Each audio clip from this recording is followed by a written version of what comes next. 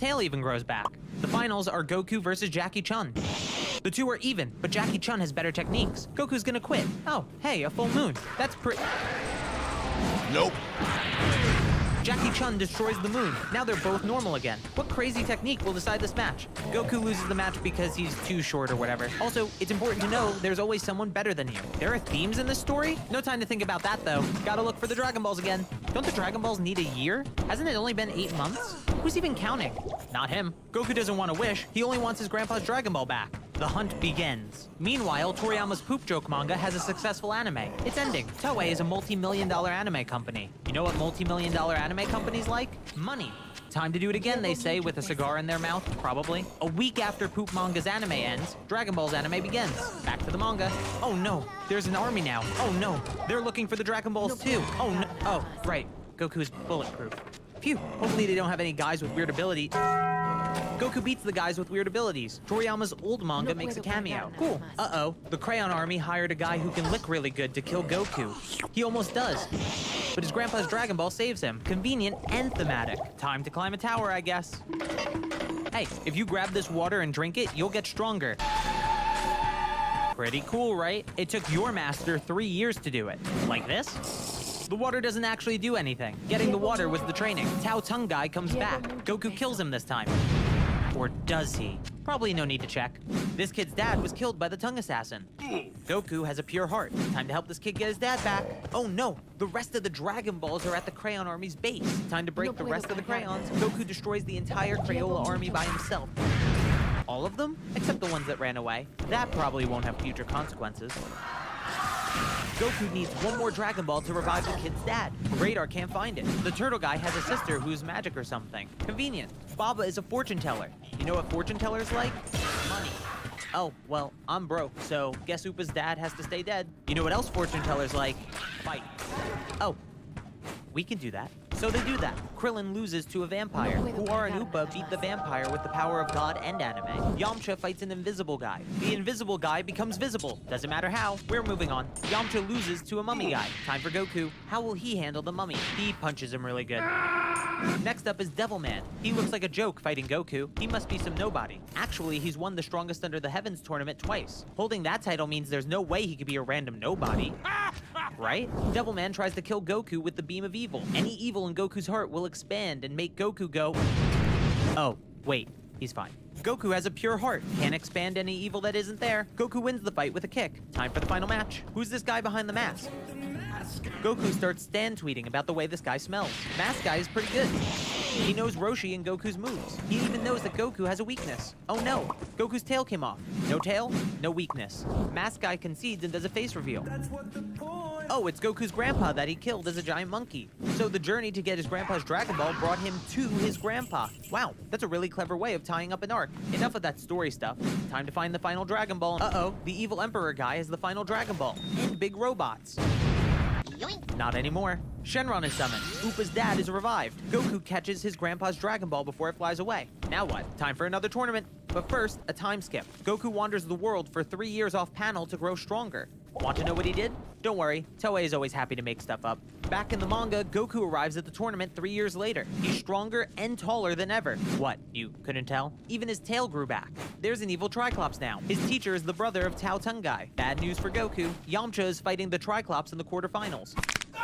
Yamcha loses in the quarterfinals. This is becoming a trend, isn't it? Jackie Chun is about to fight Ten Shinhan in the semifinals, but actually, he doesn't really feel like it. Goku fights Krillin in the semifinals. This might be one of the best fights in the whole series. Uh-oh, Krillin grabbed Goku's tail. The fight's all over now. Too bad Goku actually trained his tail, so it isn't a weak point. No weakness, no weakness. Goku wins with a ring out. Goku and Ten Shinhan meet in the finals. Goku decides to use his real power. Will forearms work? Forearms! Nope. Will this Ki Blast work? Nope. Will this van work? Yep. Goku loses another tournament. Triclops isn't that bad after all. Offers to take everyone out to dinner. Goku forgets his stuff. Krillin goes to get it. What could possibly go wrong? The Great Demon King has been released and his demons are collecting the Dragon Balls. Uh-oh, Goku is mad. He's chasing the demon that killed Krillin. Roshi thinks that's a bad idea. Roshi fought Piccolo in the past. No, not that Piccolo. Boomer Piccolo. Goku finds the demon. Uh-oh, Goku's hungry. His cloud is destroyed by the demon that killed Krillin. Goku survives the fall and finds a cooked fish. Finders keepers. He's back at full power. That fish belonged to the samurai dude. He fights Goku for eating the fish. They stop fighting. A demon shows up. No, not that demon. This demon. Yajirobe kills the demon and cooks him. That can't be healthy. Another demon shows up. Yes, that demon. Goku kills the demon and avenges Krillin. Boomer Piccolo shows up. Boomer Piccolo beats up Goku. Roshi uses the Mafuba. His attack missed. Roshi dies of recoil damage. Boomer Piccolo beats up Chaozu. Now he has all the Dragon Balls. Shenron is summoned. Boomer Piccolo makes a wish. What? Boomer Piccolo is evolving. Boomer Piccolo evolved into Millennial Piccolo. Millennial Piccolo beats up Shenron. Millennial Piccolo takes over the world. Goku wants to train with the cat again. Hey, see this new and improved water? Pretty cool, right? If you drink it, you'll get stronger. Like this? Oh, also, it's poison. Triclops tries to beat up Millennial Piccolo. Nope, this is Goku's story. Time to lose to a henchman instead. Goku survives the poison. It unlocks his hidden power. Hey, isn't that the giant monkey? Is that Goku's hidden potential? Will this plot point be dropped after this arc? Probably. Goku saves Triclops from the henchman. Time to beat up Millennial Piccolo. He plays dirty. Now Goku has only one hand left. That won't be enough to win, right? Spoilers, it is. Oh?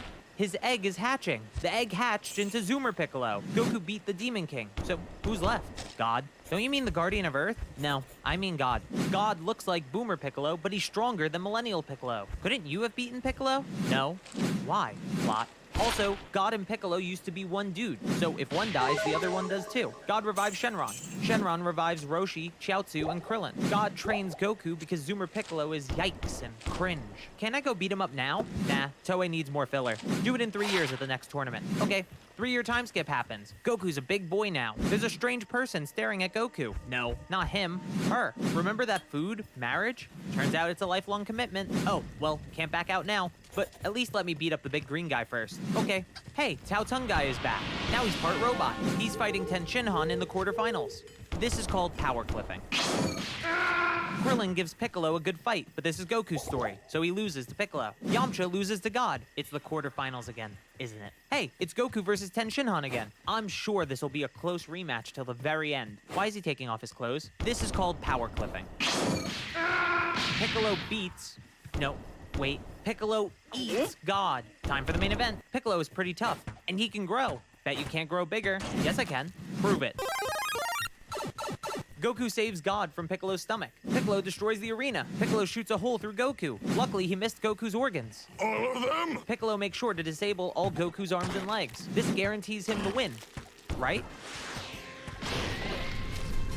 Goku can fly now, by the way. Goku wins finally. He's the strongest under the heavens. The strongest on Earth. I wonder what that means for the future. No time for that now. God is trying to kill Piccolo. Hey, didn't you say you couldn't do that? Yeah, but I lied. Isn't it bad for a god to lie? Probably. Do you want to be God instead? Nah, sounds boring. Hey, Piccolo, eat this. Piccolo is healed. He makes fun of Goku for being too nice. Piccolo runs away like a Scooby-Doo villain. Earth is saved. Goku is married and a champion. All ends well. For now. Cuidado. The Dragon Ball timeline is one of the more interesting timelines in shonen anime and manga due to the convoluted time travel mechanics and numerous time skips, some being more memorable than others. Because of the wackiness of time travel, I will be focusing on the main canon timeline, the one where the story takes place, and for the sake of time, the unimportant events, like the birth of side characters, has What is going on, Diablo 2 fans? My name is Dobrunsky. I'm a Diablo 2 Twitch streamer and YouTube content creator, and today I'm going to walk you through a very fun range character to play, the multi-shot Boazon. First, I'm going to start off by going over some of the pros and cons associated with the build, then I'll go over the attribute points, the skill tree, and wrap everything up with some gear and gameplay. So let's take a look. So as far as the pros go for the multi-shot Boazon, the first major one is AoE. The build has pretty much the best AoE of any physical damage character in the game. The multi-shot cone, plus the ability for arrows to penetrate through monsters, just really allows you to attack a lot more monsters at once than any other build that has physical damage. The second major pro is that the playstyle is actually quite fun. You're always back from a distance trying to avoid attacks because you're relatively fragile. You're just not really up in monsters' faces, so if you're tired of that kind of standard gameplay, this might be a cool build for you to try out. The third major pro is that as long as you're back very far ranged and shooting your arrows, the gameplay is relatively safe. Now that's not always going to be the case. Sometimes monsters will get up to you You can't always be way back, but if you are on the far side of the screen shooting arrows, a lot of the times you can actually kill monsters before they even have a chance to run up to you, so it is, for the most part, a relatively safe build to play. As far as the cons go for the multi-shot Boazon, while your AoE is fantastic, your overall damage output is relatively low. Even with the very best possible in-slot gear, you're not going to come close to the raw physical damage of other characters like a Frenzy Barbarian. The second major pro is that increased attack speed is what makes this build work very well. If you're shooting volleys of arrows very slow, again, combined with a very low damage output, it's not going to be very good. So the major con about IS being so mandatory is that some of the in-slot choices that have a lot of increased attack speed are very, very expensive.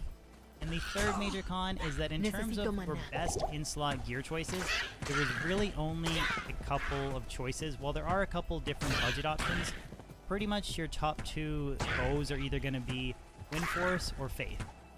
While you can make other stuff work, the best in-slot choice selection is relatively a small pool to choose from. So as far as your attribute distribution goes, there's going to be two ways that I recommend you set up this build. The first is a glass cannon max damage approach. Now if you want to go that route, I'm going to suggest that you put in just enough strength to equip your gear, nothing into vitality, nothing into energy, and then everything into dexterity. The reason we max dexterity is because more raw points into dex distribution goes, there's going to be two ways that I recommend you set up this build. The first is a glass cannon max damage approach. Now if you want to go that route, I'm going to suggest that you put in just enough strength to equip your gear, nothing into vitality, nothing into energy, and then everything into dexterity. The reason we max dexterity is because more raw points into dex will increase the overall damage of ranged attacks. So if you want to go the max damage approach, you definitely want to sink everything into dexterity. And if you want to go for a little bit more survivability, I'm going to suggest you go with a max vitality build. So enough strength to equip your gear, enough dexterity to equip your gear, nothing into mana, and then everything else in vitality. This will give you a larger life pool and add some survivability, but you will be sacrificing quite a bit of damage if you go this route. Again, you can kind of go in between. You don't have to go max dex or max vitality. You can play around with these values and see what's comfortable for you. So for your skill point investment, let's first take a look at the Javelin and Spear skill tree. I'm going to recommend that you don't invest a single hard point into this tree. Moving on to the passive and magic skill tree, I recommend that you put 20 hard points into Critical Strike, 20 hard points into Penetrate, and 20 hard points into Pierce. I then recommend that you put 1 hard point into Dodge, 20 hard points into Avoid, and 1 hard point into Evade. The reason why I suggest putting 20 hard points into Avoid is because a lot of the times when you're shooting multi-shot, you will be standing still, so a higher % chance to dodge enemy missiles when you're standing still is definitely going to help the survivability of this build. And then wrapping everything up with the bow and crossbow skill tree, I'm going to recommend that you put 1 hard point into Magic Arrow, 1 hard point into Cold Arrow, and then completely max Guided Arrow with 20 hard points. Guided Arrow is what you're going to use for single target damage. That's going to be your boss killer, and multi-shot is going to be what you're going to use for regular monster packs. Now, I don't suggest putting 20 hard points into multi-shot because it's only going to add additional arrows and increase the cost of mana. Once you get around the range of 13 to 15 arrows, that should be plenty for this setup. So as far as the gear goes for the Boazon, you will see a lot of common themed pieces in in-game setups, but as long as you're prioritizing Deadly Strike, Life Leech, Mana Leech, faster run walk, enhanced damage on your gear, and then if you can, max damage attack rating plus life, Grand Charms, or Small Charms, that'll help build a solid structural foundation for the Boazon. But going over the gear that I chose for the setup, again, trying to prioritize increased attack speed and all of those stats I just listed, I went with Faith for the weapon. This is a top tier endgame bow setup.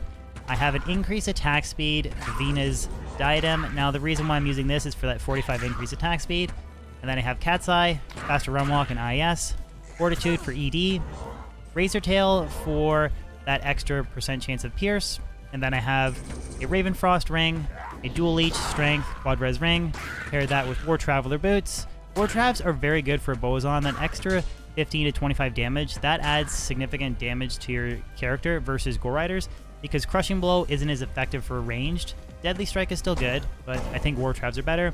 And then I went for Laying of Hands gloves for that IS, Fire Res, and ED to demons. And then I have a Torch and an Annie. Again, you won't have these for more budget characters, so you might have to sift in some more Res Charms. And then I have different assorted max damage, attack rating, plus life, Grand Charms, and Small Charms, just to round out the inventory. So for the Mercenary, I went with an Act 2 Nightmare Offensive Mercenary for that Might Aura, to stack on top of the Fanaticism Aura from Faith. And then for his weapon, he is using the Rune Word Pride. Again, a very expensive Rune Word, but we want to stack that Might Aura with the Fanaticism Aura, with the Concentration Aura. And even with all that damage stacking, the output is still a little bit low. So again, kind of going back to the intro points, overall DPS is not going to be the greatest with a multi-shot Boazon. But then for the rest of his gear, just went with Treachery for survivability. And then I have an Ethereal, V-Gaze with a Cham Rune for dual leech, damage reduction, and cannot be frozen. So the whole point of this mercenary is really just a stat stick. He's supporting my Boazon with additional aura so that I can do a lot more damage. So finally, wrapping everything up with some gameplay, gonna clear the Frigid Highlands, Eldritch and Shank, and try and demonstrate the difference between opportunities when you want to use multi-shot and opportunities when you want to use Guided Arrow. But I do want to point out that with a decent CTA, I have 1200 life, which that's pretty solid considering I'm completely a max dex setup. But we'll run up here to Eldritch. As long as we're hanging back, keeping our distance, you should be able to, for the majority of weaker targets, you should be able to kill them before they get a chance to kill you.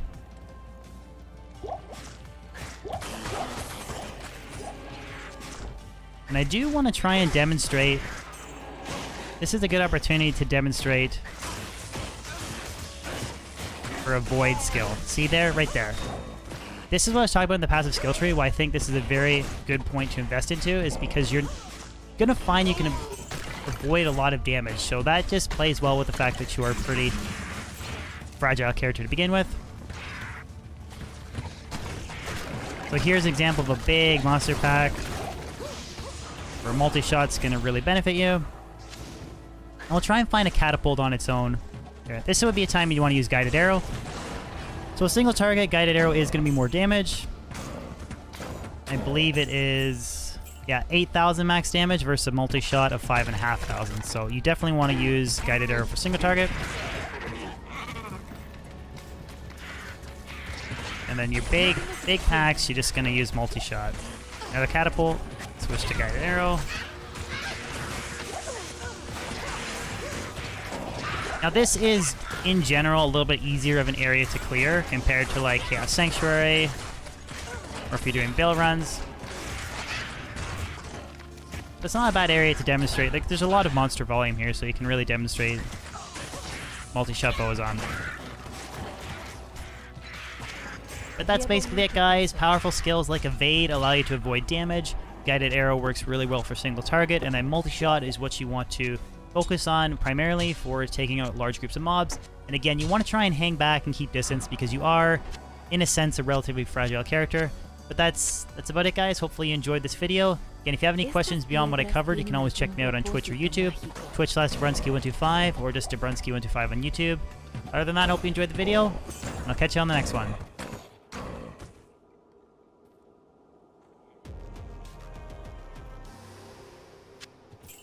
You are wrong. The build sucks since you are making a physical damage, and now the game is you beat it with elemental. It's like an immune to physical.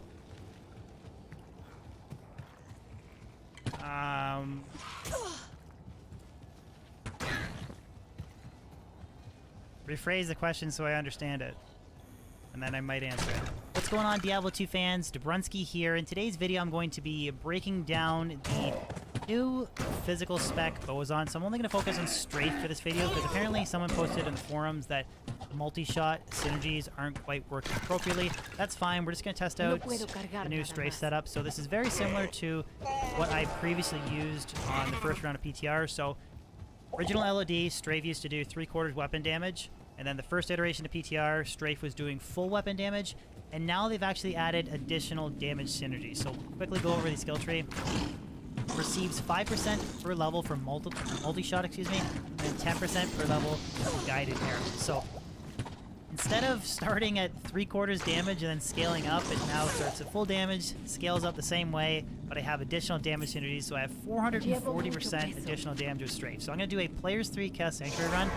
This is kind of your standard Faith Mercenary Pride, so this is like top tier gear, but I really wanted to like showcase like how good this works with like high-end gear. I might even bump it up to Players 8, but I have Artesian's Tiara Speed with Ruby Jewels of Fervor, Atmoscarab for Amp Proc, Fortitude, Faith, Laying of Hands, Raven Frost, Dual Leech Ring, Razor Tail, War Traveler Boots, Torch Annie, different max damage, attack rating, charms. These actually have faster realm walk on them instead of life, so that's really cool. Offhand, CTA, and Lidless. And the Mercenary is a Light Aura with Pride, Shaft Stop, and Jam Gaze, so you could go Fortitude, you could go Survivability. This is actually probably a better approach to a Pride Mercenary because they do horrible damage, so we're just focusing on Survivability. But we're basically stacking the strongest possible auras, and I'll just do a Chaos Sanctuary run. When his Might Aura kicks in, I'll show you guys. So it's 10k straight damage, but the Might Aura hasn't kicked in yet.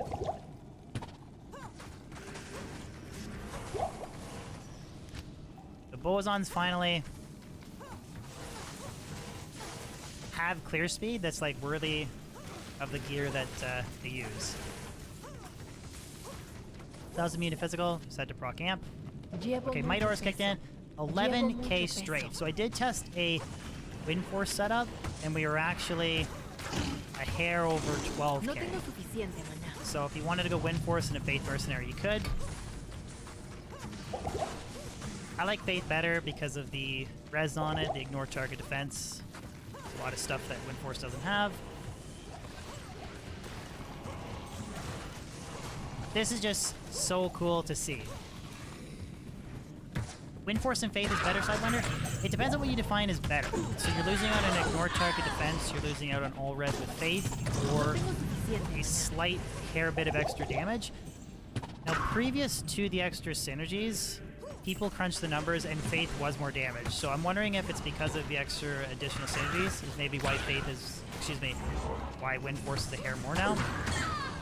But I can tell you 100% if you look through Diablo.net forums, they can confirm that the Wind Force setup is less than Faith. But anyways, regardless, very good damage. 11k versus 12k. Attacking from a range. That's true, you get additional plus skills too.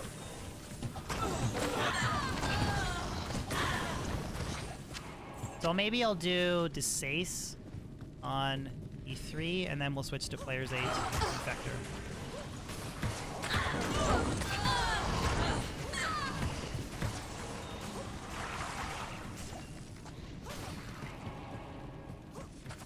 I bet you Boazon's probably stronger than like a Whirlwind Barb now. Master, which is kind of cool. This is a max dexterity setup too. That's why I have very low life. But might have to go back to town.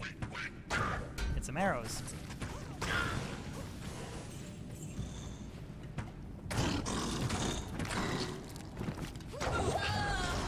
That's true. How's multi-shot? Apparently the synergies aren't working 100% French. And then also, I'm not set up with the proper breakpoint for multi-shot. Basically the breakdown of the Strafe Boa, additional damage synergies, it's now a little bit more worth the investment of cost for runes, but in all honesty, it's still a very expensive build, but at least you can run down stuff pretty good with in-game setups. So hopefully you guys enjoyed this video. If you did, like on it, it'd be awesome. Help spread it through YouTube. I'll catch you guys on my next video or live stream. Peace out.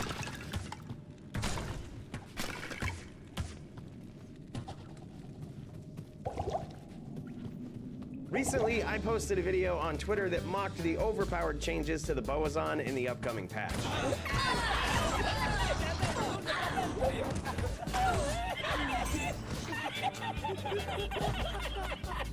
Nabrunsky, in his very unassuming and delicate way, said, "Solutions, bro. Let's see some solutions." I do have quite the tendency to complain more than I offer these things, so in this video, we're gonna get to it. We're gonna take a look at what is so broken about the Boazon in patch 2.4 for PvP, why it still sucks in PvE or PvM, as us old schoolers call it, and most importantly, take a game theory style look at a potential solution to both of these problems that is actually pretty insane. Like, I wanna see this build right now. Enough all this teasing, let's just dive in. I put together a pretty strong Boazon based on some previous builds that we've seen in the Bloodmore, some build videos that I've done. Just gonna breeze over the gear here real quickly. You'll see that a lot of this stuff is best in slot. I've actually built this one to be a hybrid Amazon, which is what most Amazon duelers are.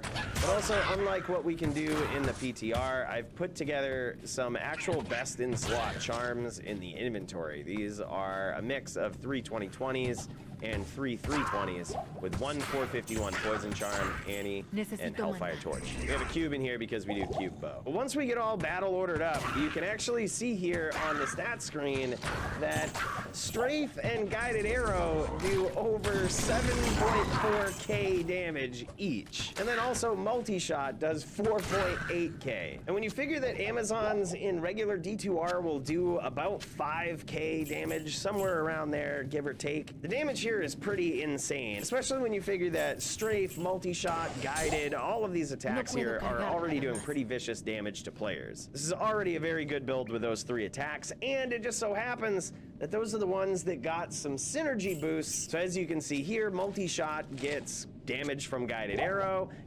gets damage from Multi-Shot, and then Strafe gets damage from Multi-Shot and Guided Arrow. As for the skill point distribution on this build right here, I've obviously maxed these skills just for the damage boost. Then I actually made this one as close as I could to the Poison Boazon build video that I did way back in the day. But a lot of our remaining points went into Poison Javelin and Plague, and that's really just because Amazons have a lot of skills left over. But if we were going for crit damage, we could put more points into Critical Strike, you can put more into Penetrate, you can put more into Dodge and Avoid and Evade. I put 3 each into these. Those are very, very useful skills in PvP as well. For the stats, we did just enough strength to wear the gear. We put enough in Vitality to have a little over 3k life with battle orders, and the rest went into Dexterity for more damage. I also took this build to some common farming areas just for proof of concept here on these changes. In Players 1, this build wrecks.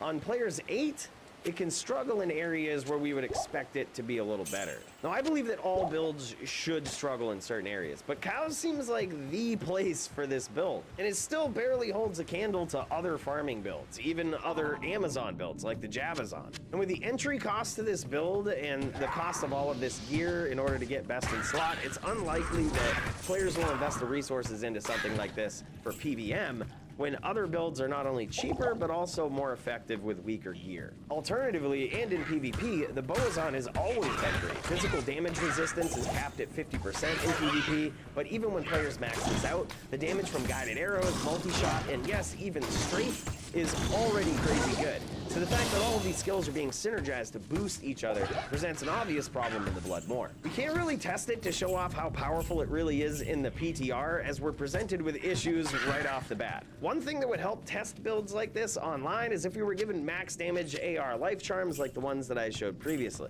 Max AR lifer charms are great for Amazons, Zealots, Oridans, and Barbs. But to your credit, Blizzard, I understand that it is extremely difficult for any one person to know what makes all character classes tick, especially when we're considering PVM as it pertains to PvP. Listening to both ends of this argument surrounding the Boazon build is tough, and believe it or not, Blizzard has actually gotten a lot better about it through the years. We are never going to allow, at least over my dead body, the PvP game to wag the tail on game melons. Whenever we run into a case of, this would be really awesome for PvE, and then the PvP guy goes, that kind of screws PvP. The answer is always, shut up, PvP guy. We all know what that attitude did for Diablo 3. Many people ask me, shouldn't we care more about the playthrough of the end game, whereas only a smaller amount of people do PvP? They need to balance PVM. I'm gonna say something that might actually surprise a lot of people.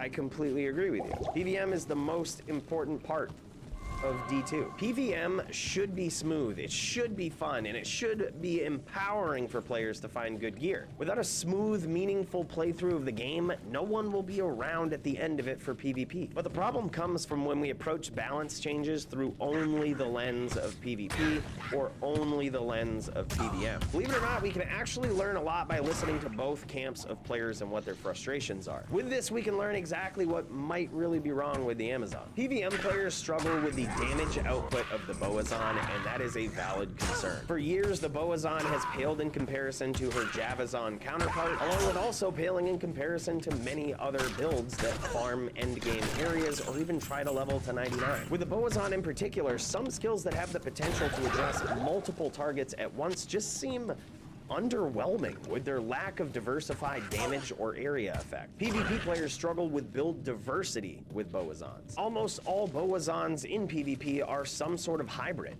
This is because there's 3 skills worth putting any points into in the Boa skills tab: Strength, Guided Arrow, and Multi-Shot. There are no decisions to be made, no sacrifices to be had. And what some people are making for a point with the PTR changes is that is still the case. There's no sacrifice there. There's just a big payoff for a build that was already good. So what would actually solve this problem for this particular build? What is the right answer if not to bump up the synergies of these already used skills? There may not be an answer that will satisfy everyone, but there may be one that's actually dope as fuck. There may be a way to rethink the bow skill tree that is not only fun and engaging for PVM players, but that could also provide insane build diversity for Boazons in PvP. For example, consider this. What if the skills Cold Arrow and Fire Arrow added passive cold and fire damage respectively to all of the ultimate achievement for Diablo 2 is reaching level 99. One of the most frustrating yet endearing things about this game has been this practically unobtainable achievement. For years in Lord of Destruction, bots were basically the only things that would do this consistently. But with the first ever launch of D2R Ladder coming very soon, you can bet your sweet ass many groups across the world will be competing for just that. Let's hope Blizzard stays diligent, taking down those bots. And if they do, I've got some dirty tricks for you to use in order for you to stay ahead of the pack in this ladder season and to reach level 99 as fast as possible. We will touch on early leveling a little bit, but a majority of this video will be geared towards after you've done all of your C-Baal runs until you're blue in the face. More focusing on levels 95 plus, and especially level 98 where things get really rough. When competing for level 99, you're gonna need to set yourself up for success early. This includes having a knowledgeable team to run through the game with. I guess you could just wait until another team figures it out and then hope that they G-rush you, like immediately, instead of competing themselves. While you don't necessarily need to be the first to complete this, it helps to be ready to move on to the next step within the first day or two of ladder reset. While your team doesn't necessarily have to have the best players on it, you probably want a committed crew of players that will at least run with you through hell difficulty. This will require you to have a decent plan. Mr. Llama SC and his group of absolute savage speedrunners recently set a record for completing D2R. They clocked in a time of just under 2 hours, which is insane. Sub D2R, sub 2. Sub 2 hours, D2R, Jesus.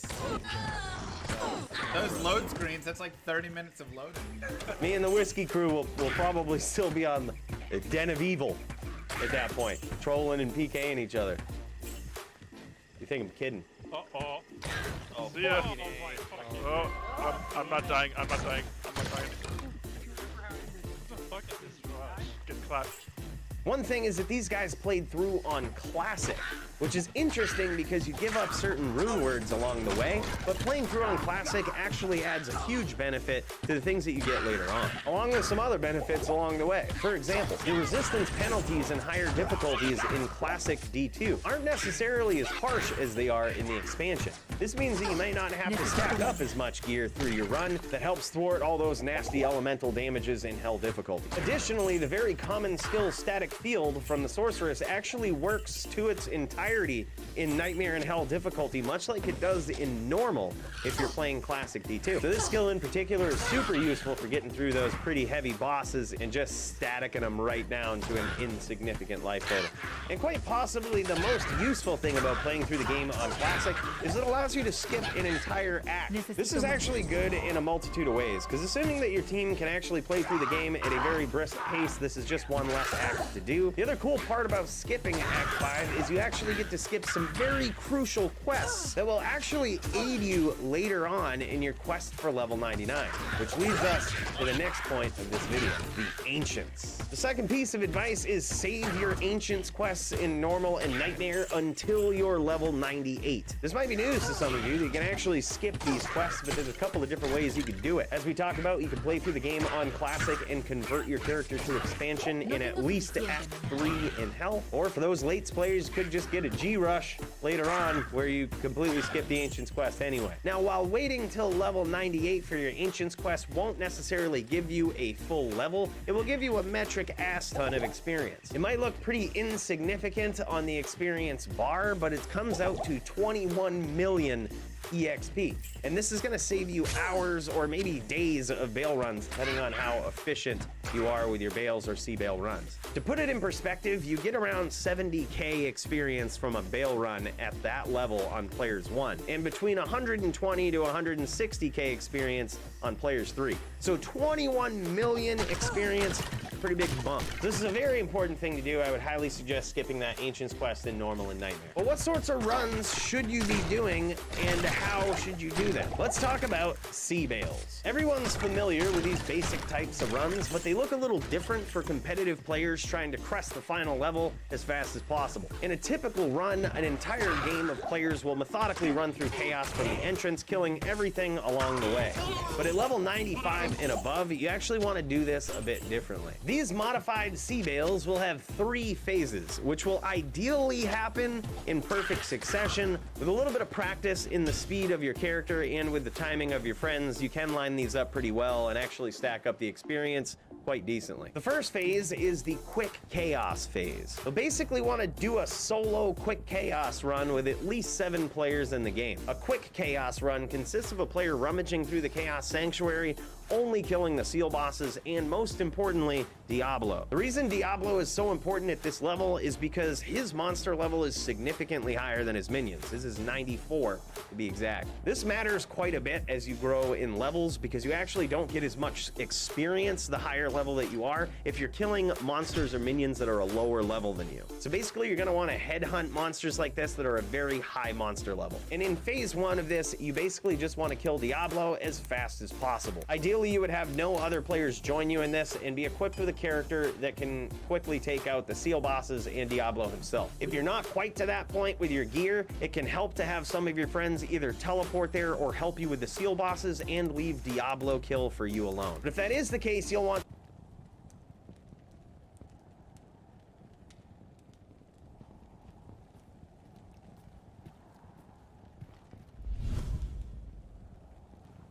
Desde la silueta de una monja hasta el apartamento de Toguchi. Bienvenido, Doctops. Estos son 5 fantasmas captados en cámara.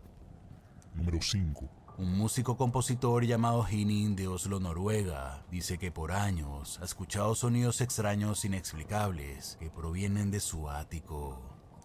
Con el tiempo, la extraña actividad solo ha empeorado.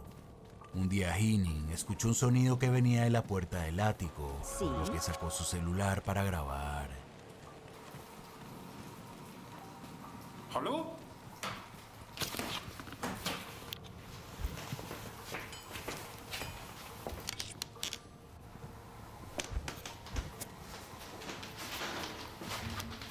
¿Aló?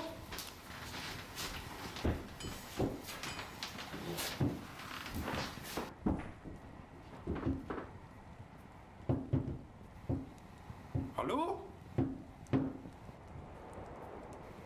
¿Aló?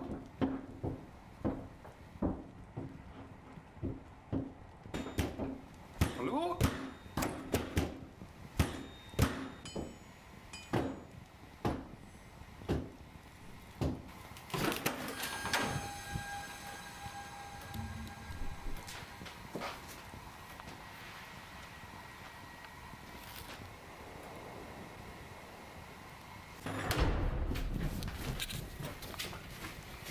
La manija de la puerta del ático de Hinin comienza a moverse, como si alguien estuviese intentando abrir la puerta.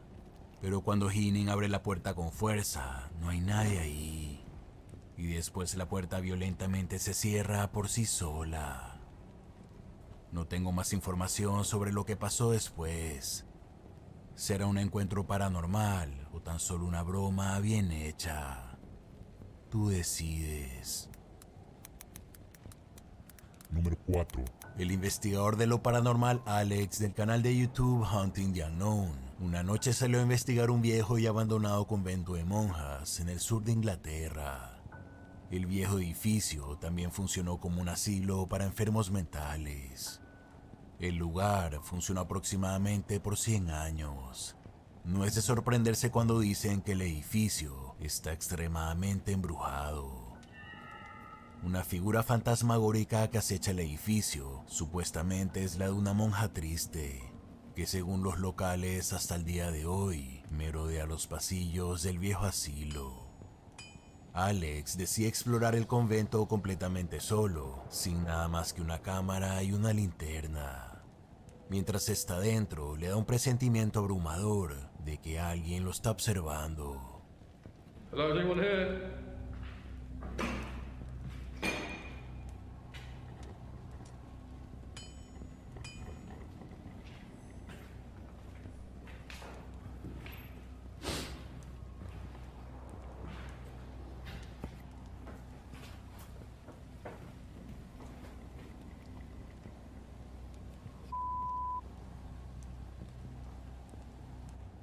Hello?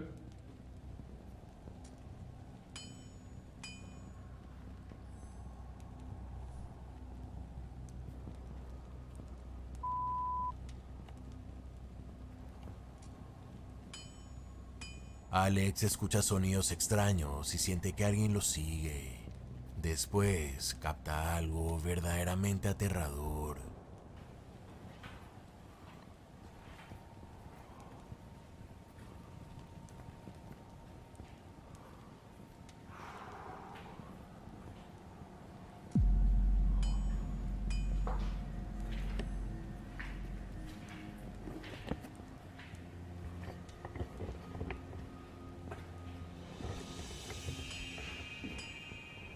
Lo viste.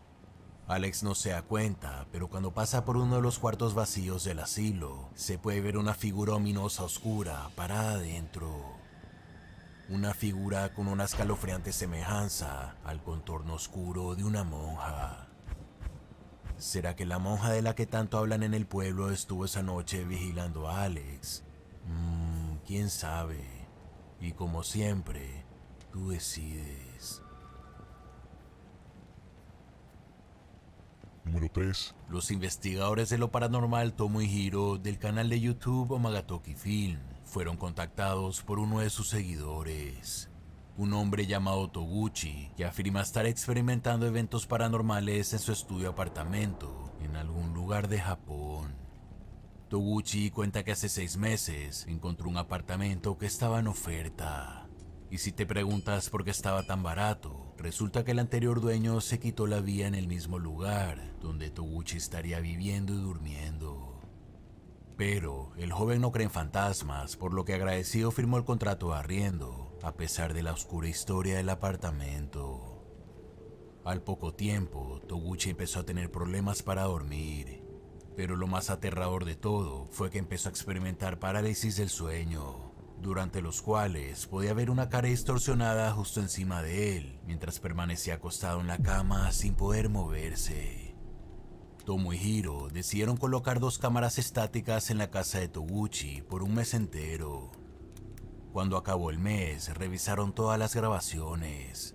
Lo que encontraron los dejó en shock.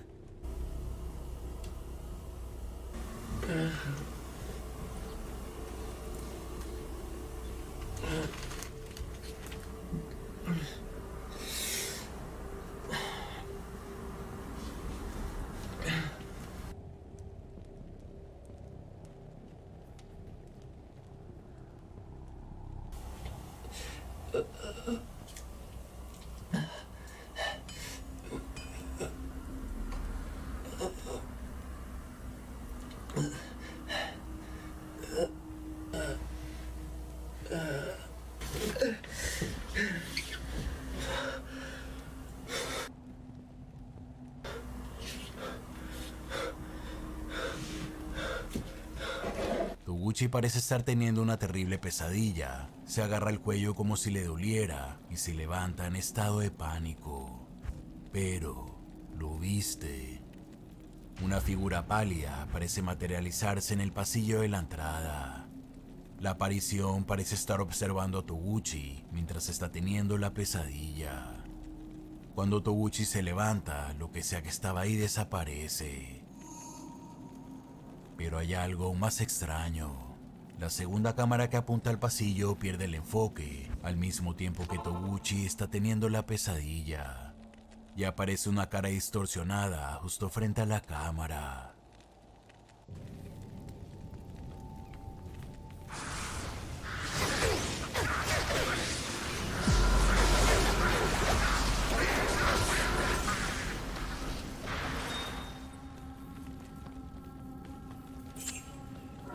Ser esta la misma cara que Toguchi dice ver por las noches. Los del equipo Marutoku creen que el dueño anterior del apartamento está acechando a Toguchi. Número 2. El músico Erer Olivas de Torreón, México, una noche se encontraba manejando a casa por la carretera Saltillo-Torreón. De repente notó algo bastante perturbador.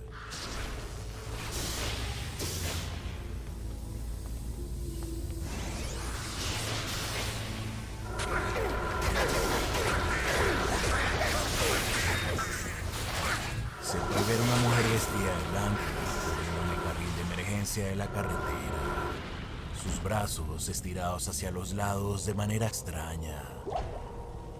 Muchos que vieron el video también dicen creer que la mujer parece no tener cabeza. Pedro Olivas contó que en ese momento pensó que estaba alucinando debido al cansancio, pero cuando llegó a casa y revisó el video, quedó en shock cuando descubrió que la mujer era Solution Torreón. Eder dijo no tener idea del porqué. La mujer estaría corriendo en una autopista así transitada y peligrosa a esas horas de la noche. Cree que podría ser un fantasma, un ¿tú qué crees? ¿Será encuentro paranormal o tan solo extraño? Este último video escalofriante fue enviado por el servidor Baal. Dijo que una amiga le había enviado el video y estaba aterrada por lo que había visto.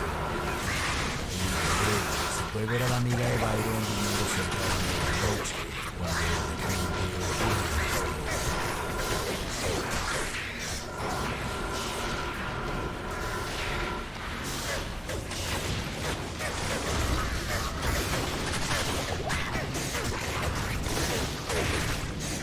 Manera de inducir el sueño según una amiga de Byron, que no decir su nombre, dijo que no recordaba nada de lo que había pasado esa noche. Tengo más información acerca de lo que pasó de esa persona, ya sea real o no, definitivamente es escalofriante.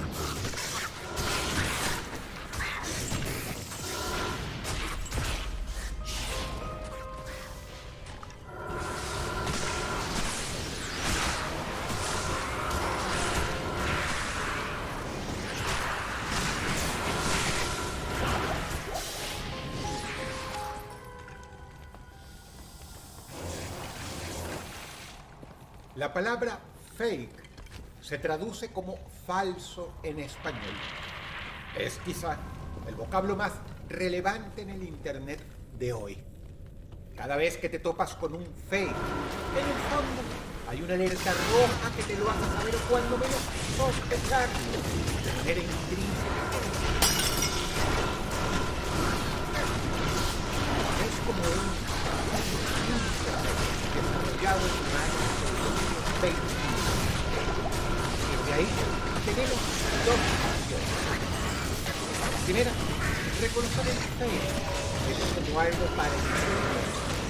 En este caso, simplemente sigues adelante y lo disfrutas. La segunda opción es juzgar a aquellos fakes que son maliciosos, que buscan manipularte para un beneficio. Lo que te voy a presentar a continuación, recogido a través de metrajes subidos en una cuenta de TikTok, no es fake. ¿Cómo saberlo? Buenas tardes. Se responde fácilmente con otra pregunta. ¿Cómo falsear lo que estás a Buenas punto tardes. de ver.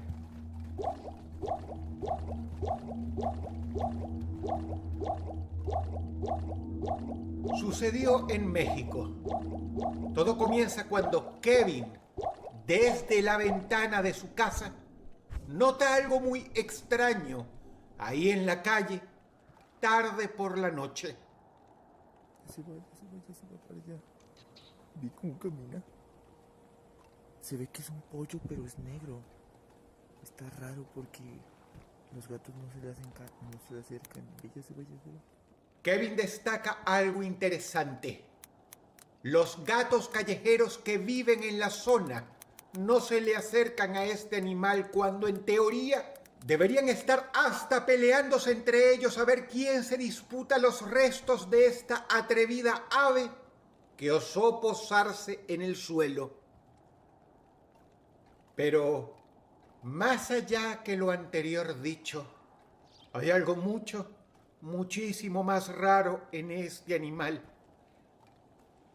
Tú lo notas.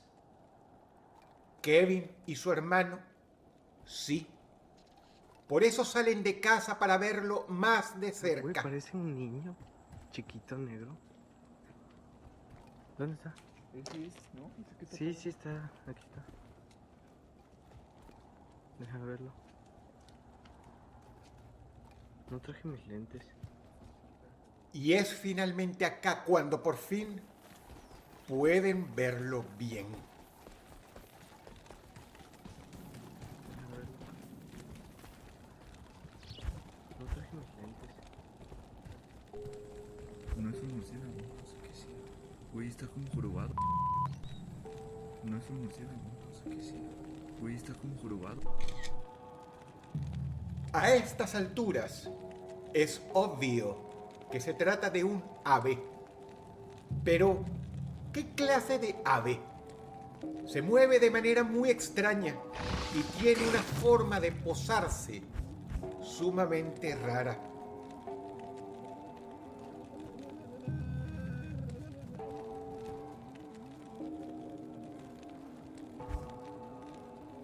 Cuando finalmente se acercan mucho, ocurre lo más extraño. ¿Es un ave? No manches. Huele feo. Sí, huele feo, No está bien. Huele como podrido, ¿te das cuenta? Sí, huele podrido. No sé qué sea. Sí, huele podrido. ¿Dónde está? No sé. No puedo hacer eso aquí. No sé, pero huele podrido. A ver, ya no está. No, ya no está, no está. ¿Neta? ¿Neta? Yo diría que mejor nos fuéramos. Sí, huele feo, Huele como podrido, ¿te das cuenta? Sí, huele podrido. ¿Quién sabe qué sea? Mejor vámonos. Sí, huele podrido.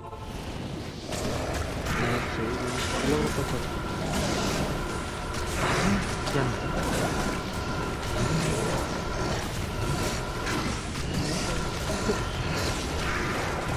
El ave desapareció. No se fue volando. No parecía poder volar, de hecho. Tampoco podía caminar tan rápido como para perderlos de vista en cuestión de tan solo 2 o 3 segundos. Ni siquiera estaba debajo del auto. Fue el primer lugar donde buscaron. ¿A dónde fue? No olvidemos que una característica importante es que la criatura desprendía un olor sumamente malo.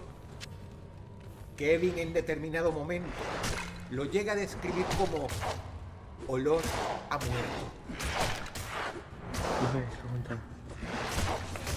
No sé, pero está lastimado.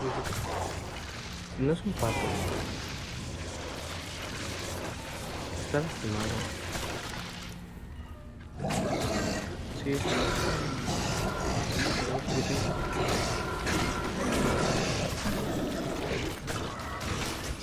Yo digo que no vamos a hacer. Tenemos que dividir esta serie de sucesos en 2 partes. La primera la acabas de ver. La segunda ahora. Habiendo perdido a esta criatura de vista, el resto de la noche para Kevin, su hermano y su madre sería sumamente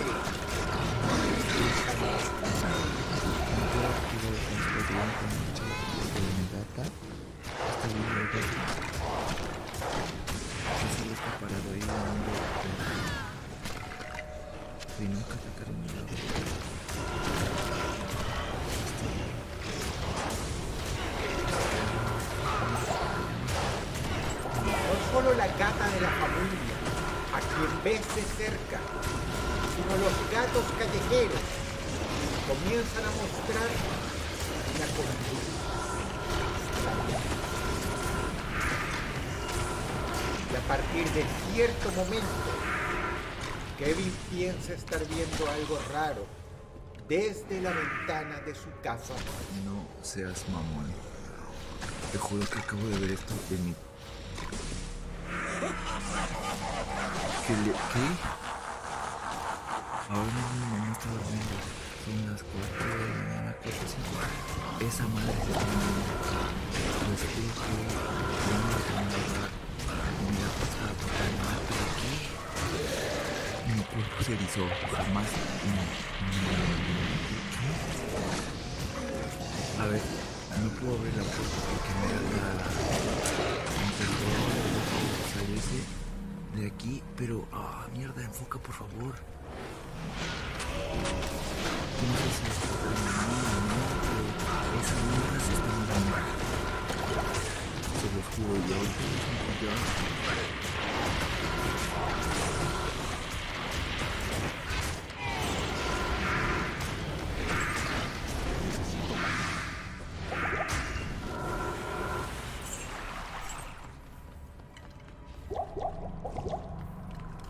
No sé si despertar a mi mamá o no, pero esa mierda se está moviendo.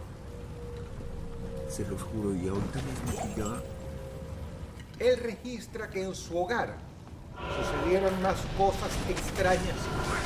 Afirmó que su hermano amaneció con la ventana del cuarto abierta cuando jamás la deja así. Que sus perros se comportaban de modo agitado, nervioso, asustadizo y extraño. No solo durante toda aquella noche, sino también la siguiente. ¿Qué chingados es eso? ¿Qué es eso? ¿No es la campana?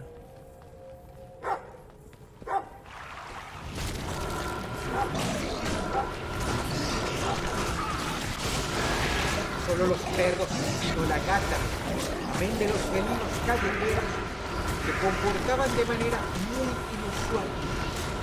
Razón por la que Kevin salió a investigar en compañía de sus amigos caninos.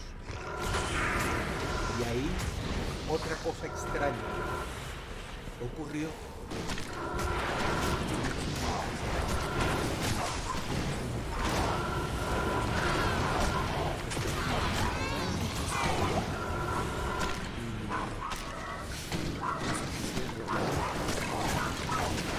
¡Ay!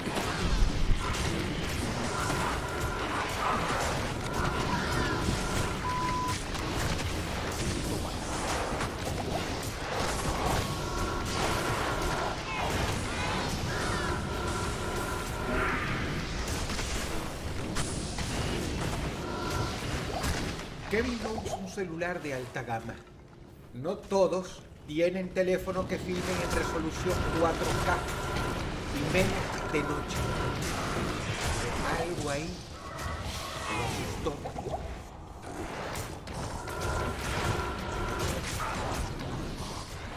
Según un congreso mundial sobre telefonía móvil, 5.000 millones de personas poseen teléfonos celulares. Este evento único y nuevo en la historia de la humanidad ha permitido que las cosas raras que ocurren en nuestro planeta sean cada vez más visibles. Que la metafórica aguja del pajar se haga cada vez más grande y fácil de encontrar. Que hay algo muy raro, muy inusual, y estuvo a tiempo de filmarlo. Lo que ocurrió después tal como lo explica él. Es otro tema. Tú decides si creerle o no. Pero incluso para eso, él mostró evidencia. No se sabe si lo ya registrado por él sea el fin de todo, o si las cosas vayan a ocurrir.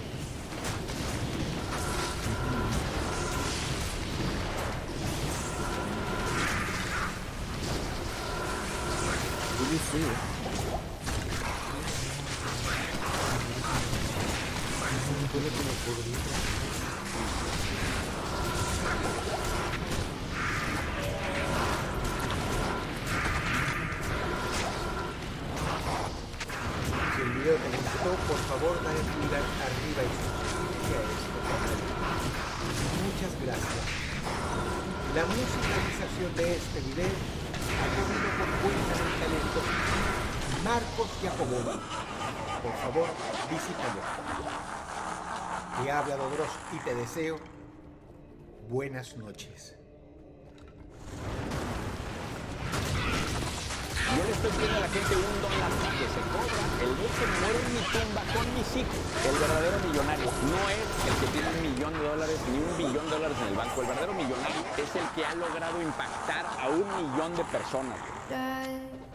¿Qué onda, chavos? ¿Cómo están? Bienvenidos de nuevo a Paper Sheet. El Master volvió a ser humillado por sí mismo en la forma de un personaje que es precisamente una parodia del mayor vendehumos de México, o por lo menos el que tuvo que caer después de su debate con Diego Rusarín, Carlos Millones. Mis chavos, el Master Muñoz ha vuelto a regresar después de su retiro de menos de un mes, en donde un español le dijo que era Batman, un héroe del emprendimiento, y por eso tuvo que irse de redes sociales un tiempo porque ya todos sabían y lo ubicaban como el cristiano que le dijo a un mesero que le hacía falta hambre.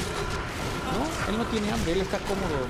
Y ahora, regresó sin saco y sin las vistas que tenía antes de provocar un debate con la negatividad. Por lo mismo, tuvo que recurrir a la parodia de sí mismo para intentar recuperar los números que tenía antes de que todo supiera que vende humo a más de 10,000 pesos el curso. Y para decirnos que ha cambiado, pero sigue pensando que la vida de un empleado es miserable y llena de deudas. ¡Oh, perdón!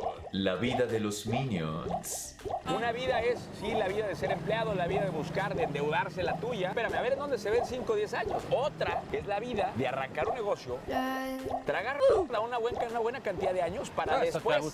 Pero si quieres evitar que la nueva oleada de contenido emprendedor del Master llegue a tus redes y el algoritmo te lo empiece a recomendar, pues protégete con Surfshark VPN, papá, el patrocinador de este millonario video. Surfshark VPN es una red virtual que te protegerá mientras navegas las turbias aguas del internet y de las redes sociales, sobre todo de tu proveedor de internet tercermundista, que anda viendo todo lo que haces y luego por eso te bombardea con anuncios de Blip. Cuidar tu privacidad en internet nunca había sido tan sencillo, mis chavos, ya que Surfshark VPN te dará una dirección IP personalizada que puedes cambiar a tu gusto y así no utilizarla en tu casa. Cambiar tu dirección IP no solo evitará que anden espiando lo que estás haciendo, traviesillo, o que te salgan anuncios de Sarah después de que pasas por esa tienda. El algoritmo sabe mucho de ustedes por lo mismo, mis chavos, sino que también te puedes cambiar de ciudad o de país para una mayor protección. Y cambiarte de ciudad puede desbloquearte nuevos descuentos o desbloquear contenido que no está disponible en tu bello pueblo de China, Nuevo León. Por ejemplo, yo disfruto mucho de ver The Office, solo que no está en Netflix. Pero Netflix no sabe que con el poder del Surfshark VPN me puedo teletransportar a Londres, Reino Unido, y voilà. Otro día evitando mi crisis existencial. ¿Qué estás esperando para descargar Surfshark VPN? Link en la descripción. Y no olviden de utilizar mi código RO para obtener un 83% de descuento. Y 3 meses completamente gratis para que tengas todos tus dispositivos cubiertos por Surfshark VPN. Lo bueno es que el Master ya dejó de ser un clasista de closet y regresará a hacer ese contenido radical que captará la atención de los más vulnerables e ignorantes de esta era, pero sin la habilidad de escuchar lo que le está diciendo la persona que tiene enfrente.